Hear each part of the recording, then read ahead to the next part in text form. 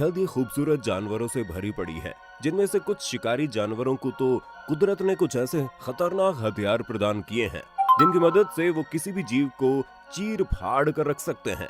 लेकिन वहीं दूसरी तरफ कुछ जीवों को अपने बचाव के लिए सर पर मौजूद ऐसे शक्तिशाली सींग भी प्रदान किए हैं जो उनकी आत्मरक्षा के काम तो आते ही हैं, लेकिन साथ ही ये सींग इनकी खूबसूरती में चार चांद लगा देते हैं। लेकिन कई जीवों के सींग तो इतने खतरनाक होते हैं कि शेर जैसे खतरनाक शिकारी को भी मार गिराने के लिए काफी होते हैं। तो आज की वीडियो में हम आपके लिए लेकर आए हैं दुनिया भर में मौजूद कुछ ऐसे जीव जिनके मजबूत और विशालकाय सींगों को देखकर खतरनाक से खतरनाक शिकारी जानवर भी उनसे दूरी बनाए रखने में भी अपनी भलाई समझते हैं। नंबर 10, एंकोले वातुसी। अब एक बार नजर डालिए इस गाय के इन लंबे और मजबूत सींगों पर। मैं दावे से कह सकता हूं कि आपने आज से पहले इतने बड़े सींग वाले किसी भी जीव को नहीं देखा होगा। एंकोले वातुसी अमेरिका में पाई जाने वाली गाय की एक आधुनिक नस्ल है। ये पूरी दुनिया में जानी जाती है अपने इन विशालकाय सींगों के लिए।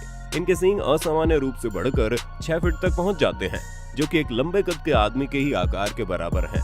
वैसे तो एंकोले गायों की एक शांत और घरेलू नस्ल है जो काफी ताकतवर होती है, लेकिन खतरा महसूस होने पर ये काफी आक्रामक रूप भी धारण कर लेती है और समय आने पर ये खतरनाक से खतरनाक जीवों से भी भिड़ने में पीछे नहीं हटती। इस गाय की एक और खासियत जो इसे बाकी गायों की नस्लों से अलग बना देती है वो है इसकी गर्मी से गर्म तापमान वाले इलाकों में भी रह पाने की कमाल की एबिलिटी। इनके सींगों के अंदर ब्लड वेसल्स के लिए बहुत सारे छेद मौजूद होते हैं जिनमें से तेजी से ब्लड सर्कुलेशन होता रहता है और ये गर्मी के मौसम में भी इनके बॉडी के टेम्परेचर को ठंडा करने में मदद करते हैं। Number 9, giant एलैंड।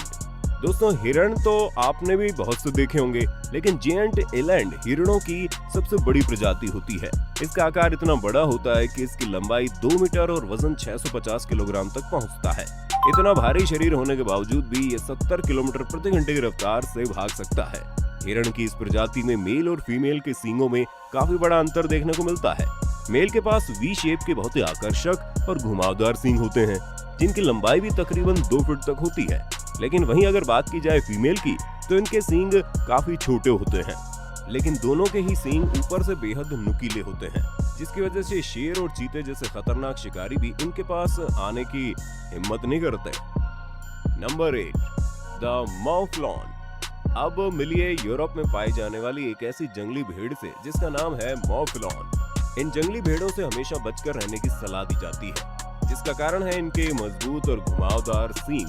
ये जानवर चेतावनी दिए बिना कभी भी किसी पर भी हमला कर देता है। कमाल की बात तो ये है कि ये नर मौफ्लॉन के सींग जिंदगी भर लगातार बढ़ते ही जाते हैं, जिनमें से कुछ के तो सींग आकार में 90 सेंटीमीटर तक भी पहुंच सकते हैं। ये मौफ्लॉन ज्यादातर पहाड़ी इलाकों पर ही रहना पसंद करते हैं और इन नरों को अक्सर मादा का ध्यान अपनी ओर आकर्षित करने के लिए आपस में लड़ते हुए देखा जाता है, जिसके चलते अपने मजबूत सींगों से एक दूसरे के सिर पर जोरदार हमला करते हैं और जिस नर का सींग ज्यादा बड़ा और मजबूत होता है वो लड़ाई को जीतकर मादा के प्यार को हासिल कर लेता है।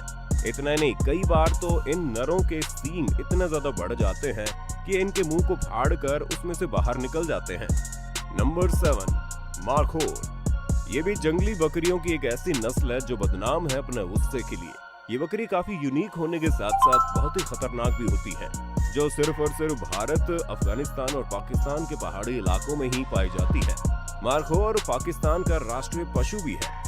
ये इतने गुस्सैल और आक्रामक स्वभाव के होते हैं कि इसके चलते जानवर तो क्या, इंसान भी इसके पास जाने से कतराते हैं। इनके सर पर काफी मजबूत और घुमावदार सींग मौजूद होते हैं जो ठोस से ठोस सतह वाले एरिया को भी चीर डालने का दमखम रखते हैं।